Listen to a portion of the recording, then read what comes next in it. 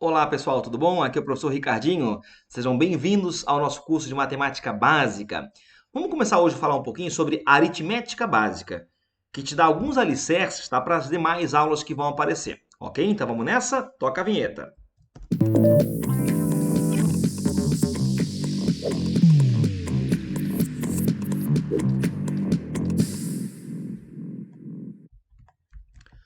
Muito bem, senhores. Inicialmente eu quero falar contigo sobre o conceito de divisores de um número.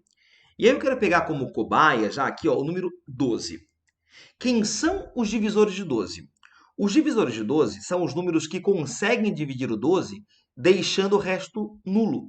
É o caso, por exemplo, ali dos números 1, 2, 3, 4, 6 e 12. Então, todo esse grupinho aqui de números, senhores, conseguem dividir o 12, deixando o resto nulo. Vamos lá em frente, ó. Divisores de 72. Eu te pergunto, quem consegue dividir 72 deixando o resto nulo? Vamos lá? O número 1 consegue? Sim. Depois, o 2, o 3, o 4, o 6, o 8, o 9, o 12, o 18, o 24, o 36. Chegou na metade do número, o próximo é ele próprio. Legal? Muito bem. Divisores de 7. Bom, quem consegue dividir o 7 deixando o resto nulo seria o número 1 e o próprio 7. Números que apresentam apenas dois divisores, ele mesmo e 1, são chamados de números primos. Então, você fala que o número 7, por exemplo, ele é um número primo. Assim como ele, temos o número 2, o número 3, o número 5, o número 13, 47 e tem vários, ok? Bom, duas coisas para que você grave, que é meio que bom senso, né? Primeiro, o número 1 é chamado divisor universal. Ao mesmo tempo que ele é divisor universal, ele é o menor divisor de um número, ok? Muito bem, é isso contando, logicamente, os números naturais. Legal? Bom, e depois, o maior divisor de um número é ele próprio. Repara que o maior divisor de 12 é o próprio 12, 72 é ele próprio, 7 é ele próprio e assim por diante. Num segundo momento, eu vou te pedir agora para calcular a quantidade de divisores de um número, sem necessariamente explicitar quem são. Por exemplo, primeira pergunta: quantos divisores tem o número 72? Aí você vai dar uma espiadinha aqui para o lado, né? E vai ver o seguinte: já está prontinho aqui, eu vou contar. Temos aqui, ó, 1, temos 2, 3, 4, 5, 6, 7, 8, 9, 10, 11, 12. Resposta da questão 12. Matou. De fato é isso. 72 tem 12 divisores naturais. Agora, vamos supor que eu te perguntasse: quantos divisores tem o número 12.476? O que tu iria fazer?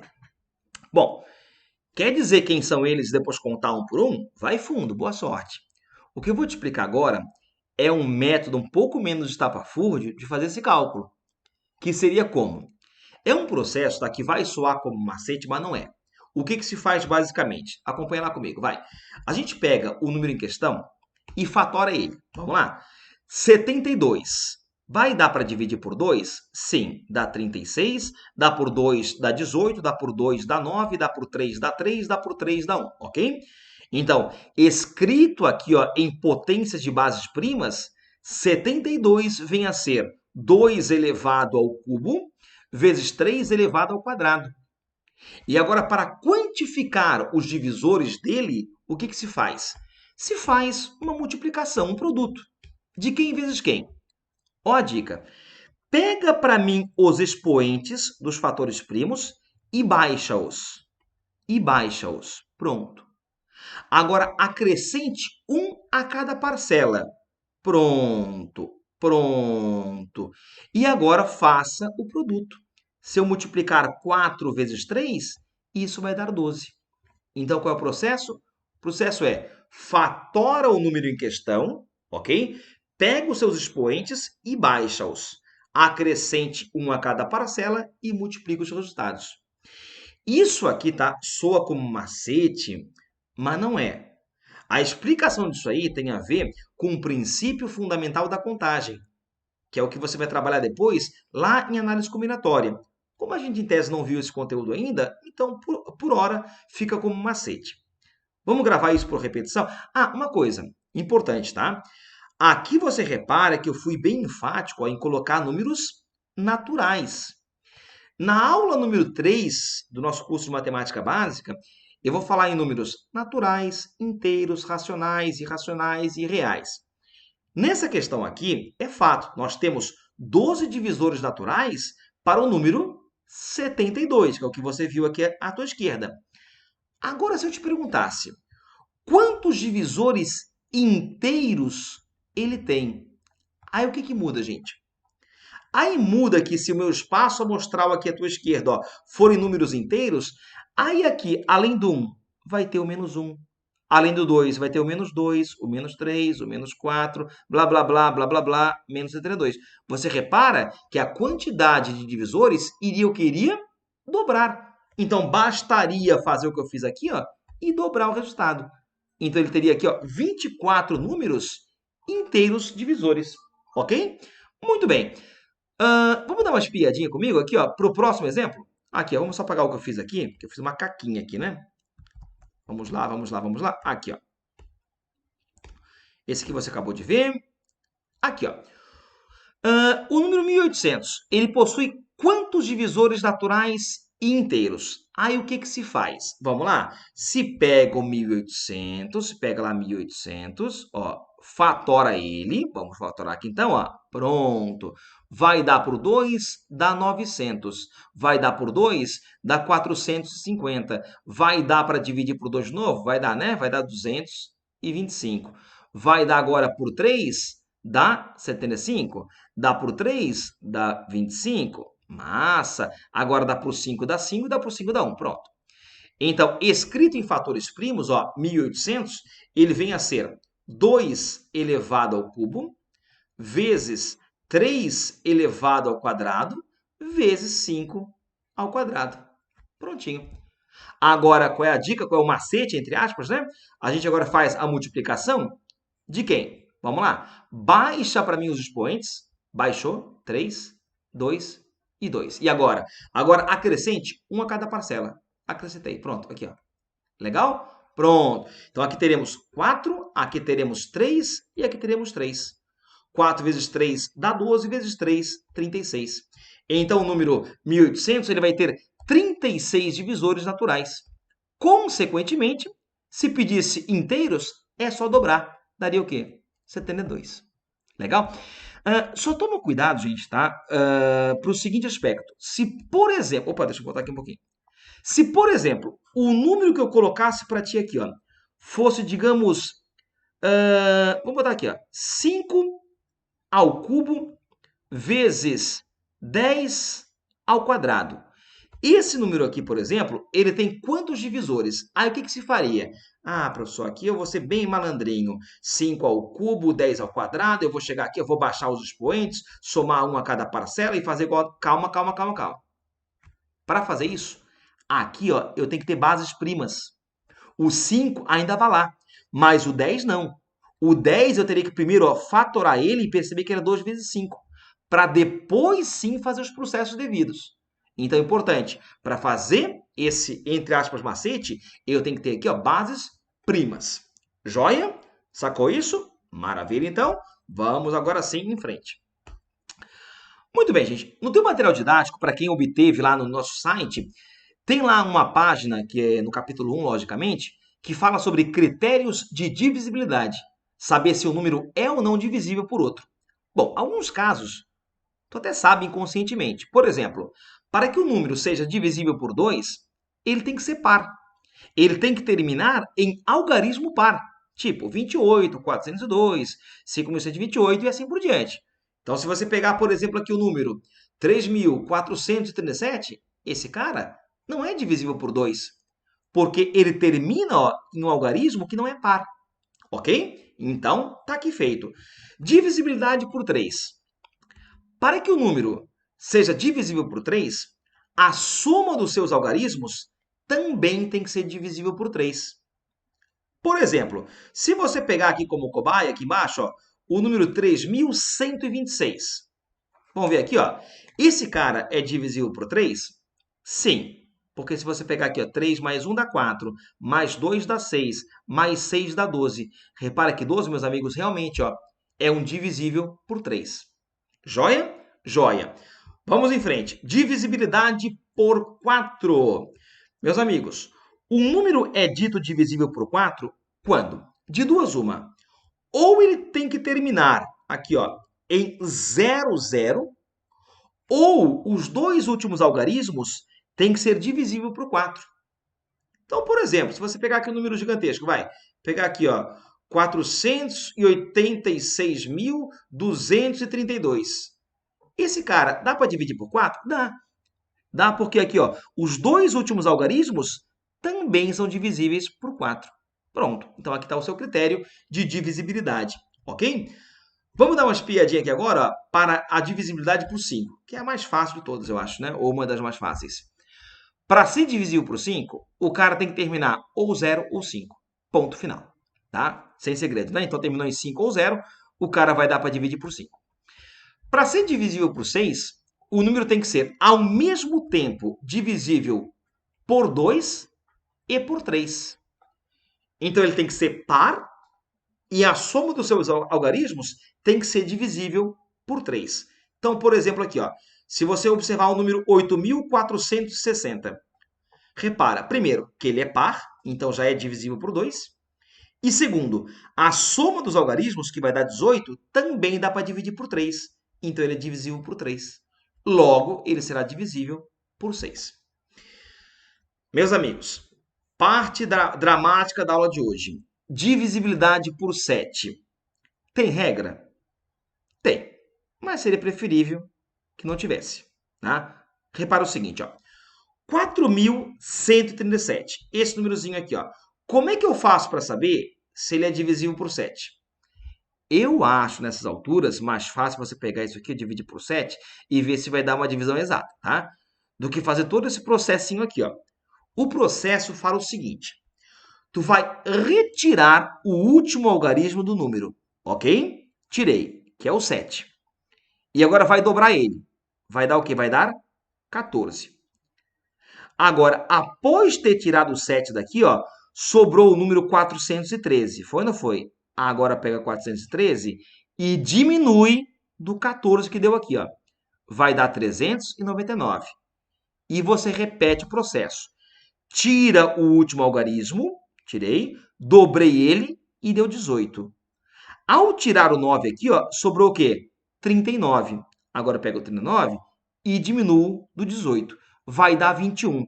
Gente, como eu sei, pela experiência, que 21 é divisível por 7, então o número em questão também será divisível por 7. Professor, mas eu não consegui ver que 21 dá para dividir por 7. Então, beleza. Então, volta à operação. Ó. Pega o último algarismo, dobra ele. Deu 2. O que sobrou aqui, ó, foi o 2. 2 menos 2 é 0. E 0 é divisível por qualquer número. Ok? Então, realmente, esse processo aqui, ele existe, né? Mas acho pouco prático. E assim, ó, talvez você lembre dele agora que você viu o conteúdo. Mas lembrar disso aqui daqui a umas 10, 15 semanas até o vestibular seria talvez inviável. Né? Então, está ali o processo, mas acho muito pouco prático, ok? Vamos em frente, vamos falar agora um pouquinho sobre a divisibilidade por 8. Então, vamos nessa. Para que o número seja divisível por 8, ele tem que terminar ou em 3 zeros, ou os 3 últimos algarismos têm que ser divisíveis por 8. Então, por exemplo, aqui, ó, 15.320, ele é divisível por 8? Sim, porque os 3 últimos algarismos também dá para dividir por 8. E aqui é o número, ó, 67.000 é divisível por 8? Sim, porque os 3 últimos algarismos são zeros. Aqui, ó. Então, essa é a condição para o cara ser divisível por 8. Legal? Muito bem. Divisibilidade por 9. Acompanha lá comigo. É semelhante ao do 3. Para ser divisível por 9, a soma dos algarismos também tem que ser divisível por 9.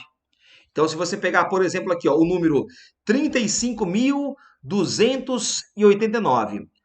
Se você somar aqui os algarismos, ó, 3 mais 5, 8, com 2, 10, com 8, 18, com 9, 27. Repara que 27 é divisível por 9. Então, o número em questão também será. Bom, e por fim, a divisibilidade por 10 acontece quando o número em questão terminar em 0. Ou 00, ou 000, enfim. O último tem que ser 0. Essa é a condição para ele ser divisível por 10.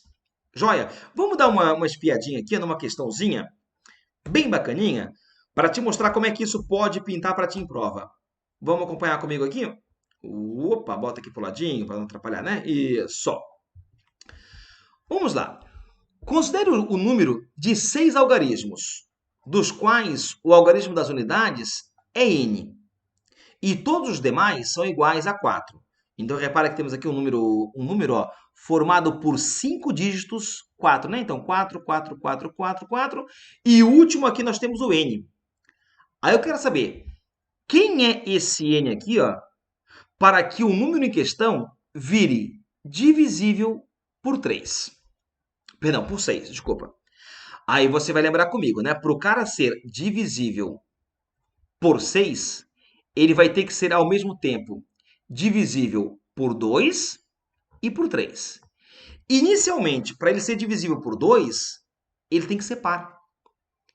Então, nesse lugarzinho aqui do n, ó, não pode ter, por exemplo, o 3. Poderia ter o 2? Por hora, sim. Poderia ter o 4? Por hora, sim. O 6? Sim. O 8? Sim. Só que agora, o número também tem que ser divisível por 3.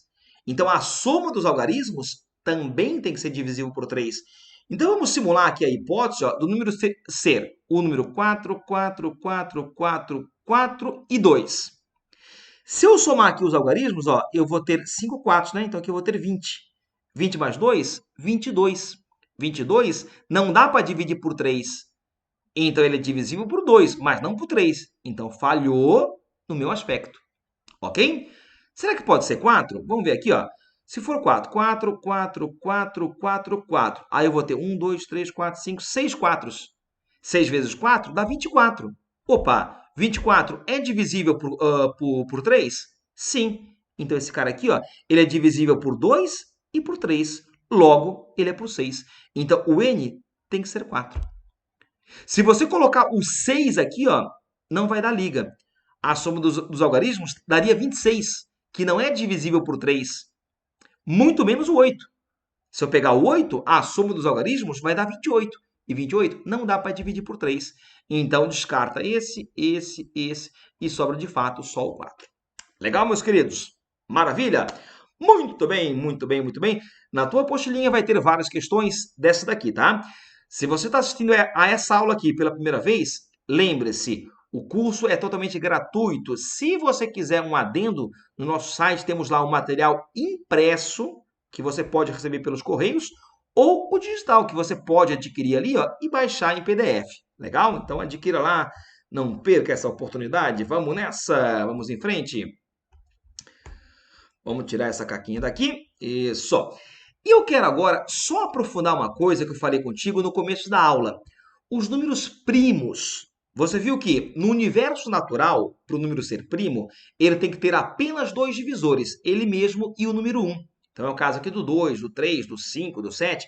Você pode até inclusive reparar ó, que o 2 é o único número primo que é par, né? Os demais, todos eles serão números ímpares. Né? Bom, aí assim, ó, número que não for primo, como é o caso, digamos, do 8, do 10, do 15 e tal, esses números são números compostos. Então, número composto é número que tem mais que 2 divisores, ok? Muito bem. Aí, para saber, gente, se o número é primo ou não. Por exemplo, o número 147, será que ele é primo? O número 49 é... Gente, para saber isso, nós temos 2 processos. O primeiro processo, que é um pouco arcaico, é feito através do que eu chamo de crivo de Erastótenes. O que é isso? Vamos dar uma acompanhada comigo aqui, ó, à tua direita. Vamos só deixar voltar esse gifzinho aqui lá no comecinho. Vamos voltar, porque eu te explico ele bem do comecinho para ti aqui, ó. Vamos lá, vamos lá, vamos lá. Deixa eu botar aqui para não atrapalhar. Vamos lá. Deixa ele voltar um pouquinho, meus amigos. Deixa ele voltar um pouquinho. Enquanto isso, você dá uma respirada aí, toma um cafezinho. Vamos lá, respira fundo, solta o ar devagar e repita a palavra paz. Paz. Pronto. Gente, a grosso modo, o que ele fez aqui? O que significa esse crivo de Erastótenes, tá? Ele faz o seguinte, por exemplo, o primeiro primo que você conhece, Aqui, ó, é o número 2. Aí você risca todos os múltiplos de 2, porque todos eles serão números compostos. O 3 é primo. Aí você agora risca os múltiplos de 3, o 6, o 9, o 15, blá, blá, blá. Depois, idem para o 5. Risca todos os seus múltiplos. 7, risca os seus múltiplos e vai riscando. Os que sobrarem, meus amigos, aqui, ó, são números primos. É o 31, o 41, 43 e assim por diante. Então, isso aqui eu acho um método bem arcaico para você saber se o número é primo ou não. Porque quando o número for até baixinho ali, cento e pouco, alguma coisa, ainda menos pior. Mas se for mais alto, o que se faz? Eu vou te explicar um segundo processo que é tão chato quanto, tá? Mas é um segundo processo, é um segundo caminho, tá? Então, seria assim, ó. Vamos só colocar aqui rapidinho, ó. Por exemplo, eu não vou ser trouxa de pegar um número muito grande, tá? Eu vou pegar como cobaia aqui, por exemplo, o número 47. Eu quero saber se esse número aqui é um número primo ou se ele é composto. Então, o que eu posso fazer? Para me livrar daquele crivo que você viu agora há pouquinho, eu vou te explicar esse processinho aqui, ó. Vamos lá. O que você faz?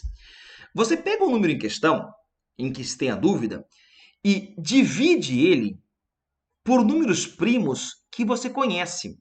Na ordem, os que você conhece, quem são? Vamos botar aqui, ó. Nós temos lá o número 2, o número 3, o número 5, o número 7, o número 11, o número 13 e assim por diante. Então, tu vai ter que fazer uma divisão ou divisões sucessivas.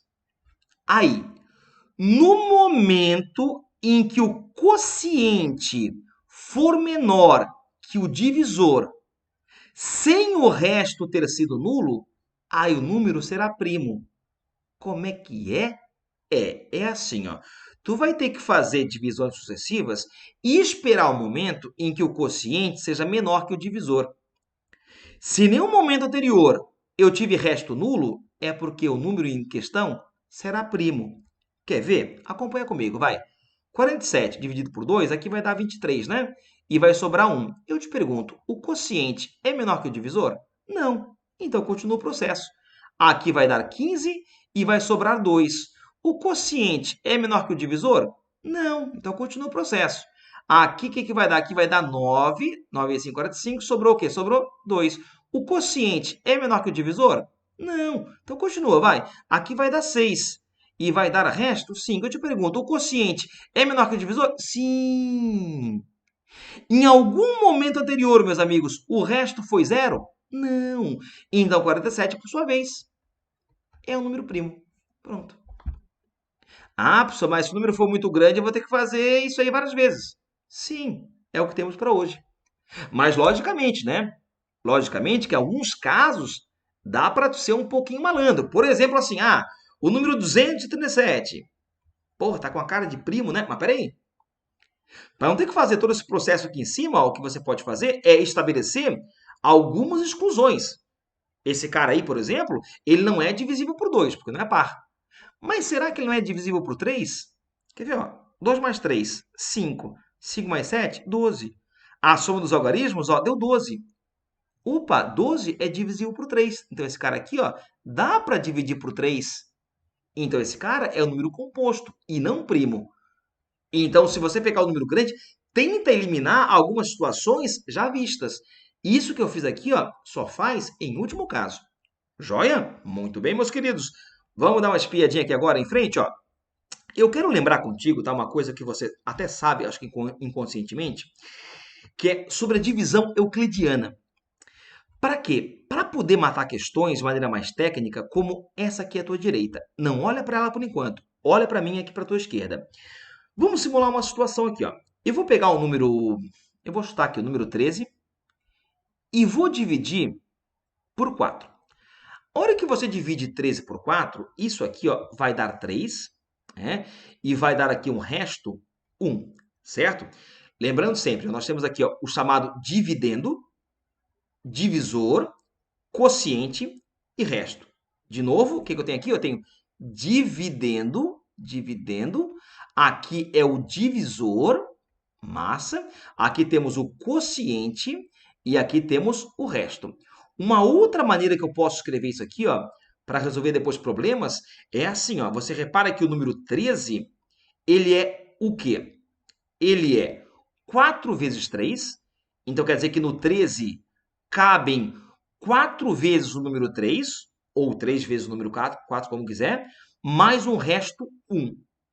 Então, em geral, de uma maneira um pouco mais genérica, mais literal, a gente pode falar o seguinte, ó. Se eu dividir um dividendo por um divisor, obtendo um quociente Q e um resto R, eu posso escrever isso aqui da seguinte maneira. O dividendo é igual ao divisor vezes o quociente mais o resto. Aí, lógico, quando o resto é zero, a gente fala que a divisão é exata, né? Muito bem. Isso aqui eu quero ver agora contigo aplicado nessa questãozinha aqui, ó. Vamos lá? Ó, dia 20 de julho de 2008, caiu, segundo ele, num domingo. Vou botar aqui, ó, no domingo. Caiu aqui, ó. 3.000 dias depois, cairá em que data? Numa quinta, numa sexta, num sábado, domingo, e aí? Bom, colocando aqui embaixo os dias da semana, ó, domingo, segunda, terça, quarta, quinta, sexta e sábado. Bom, se eu contar aqui, a semana possui 7 dias, né? Bom, esse dia aqui em específico caiu bem aqui, ó. 3.000 dias depois, vai cair onde? O que você pode fazer? Bom, você pode contar, né? Opa, 1, 2, 3, 4, 5, 6, 7, 8, 3.000. Quer fazer assim? Boa sorte, né? É um caminho que eu acho um pouco estapafúrdio, né? Então, o que você pode pensar? Você pode pensar em pegar o 3.000 e dividir por 7. Por que por 7? Porque a semana tem 7 dias, né? Aqui você vai ter um quociente. O que vai dar aqui? Vamos calcular comigo? Ó. Aqui vai dar 4, vai dar 28, sobrou 2. Baixou o 0, aqui ficou 2, 14, sobrou 6. Baixou o 0, aqui deu 8 e vai sobrar 4. Ou seja, 3.000 dias depois, ó, teria passado quantas semanas? 428 semanas mais 4 dias. Então, você pode escrever aqui ó, o 3.000 como sendo 7 vezes 428 mais 4. Então, se passaram 7 semanas completas e caiu aqui no domingo, mais 4 dias. Mais 1, 2, 3, 4 dias. Ou seja, 3.000 dias depois, caiu numa quinta-feira. Pronto. A resposta para a questão é a letra A. Pronto, tá aqui, ó. Alguém pode querer viajar na questão e me perguntar o seguinte: poxa, mas se o ano for bissexto. Gente, isso para essa questão não interfere. Não interfere por quê? Se ele for bissexto ou não for bissexto, tá? A semana continua tendo 7 dias. Então esse ciclo aqui, ó, ele não para, né? Independente se o ano tiver 300 dias, 200 dias, sei lá quantos dias. Então isso aqui independe se ele é bissexto ou não. Então a resposta, de fato, é a letra A, sim. Ok? Muito bem, muito bem, muito bem, meus amigos. Então, por hora, nós terminamos aqui o nosso processo da primeira aula. Aliás, terminamos não, nada disso, não vai embora não, gente. Aqui, ó. Ó, falta eu falar de uma coisinha aqui, ó. Sistema decimal. Sistema decimal é uma coisa que se usa no nosso dia a dia. Temos vários sistemas, o binário, o hexadecimal e etc, etc. O decimal, ele trabalha com o seguinte princípio. Vamos dar uma espiadinha como cobaia, meus amigos, nesse númerozinho aqui, ó. 628. Bom, você repara que o número 6 que está aqui, ó, ele está na casa das centenas. Certo ou não? Ou seja, nesse número aqui, ó, nós temos 6 centenas, ok? Repara que o número 2, ele se encontra na casa das dezenas. Então, nesse número aqui, nós temos 2 dezenas, ok? E o número 8, ele se encontra na casa das unidades. Então, nesse número, nós temos o quê? 8 unidades. Repare que ao fazer aqui o cálculo, ó, 6 vezes 100, mais 2 vezes 10, mais 8, eu vou chegar no número em questão. Então, por exemplo, o número 2.476, eu poderia agora escrever como sendo 2 vezes 1.000, repara, mais 4 vezes 100, Temos lá 4 centenas, mais 7 vezes 10, mais 6. Pronto. Então, por exemplo, ó, o número ABC. Isso aqui é um número formado pelos algarismos A, B e C. Esse número aqui, ó, na forma decimal, ele ficaria assim. 100A mais 10B mais C. Eu quero que você pense para mim nessa questãozinha aqui, ó. Eu vou deixar para ti como tarefa. Nessa questãozinha aqui da Unicamp. Uma questão bem bacana para o que você viu agora. Ó. É um desafiozinho, tá? Ó, a representação decimal de certo número inteiro positivo tem 2 algarismos. Se o triplo da soma desses algarismos é igual ao próprio número, então o produto desses algarismos é igual a quanto? Eu vou deixar para ti a resposta da questão, depois faz com calma, tá? Daqui a pouquinho, se você quiser analisar, nós teríamos uma videoaula sobre exercícios desta aula aqui, em que eu vou resolver essa questão aqui contigo, tá? Essa aqui, por hora, ela vai ter como gabarito a letra C. Legal, meus amigos? Anotou aí, então? Vou apagar, apaguei. E agora sim, meus queridos, agora encerramos a nossa primeira videoaula da matemática básica, formada aí por 17 aulas. Então começamos aqui com a aritmética básica e vamos até juro composto. Para quem adquiriu o material, não deixe de resolver as questões desta aula. Valeu, meus amigos. A todos aí um grande abraço, felicidades e até nossa próxima videoaula. Valeu!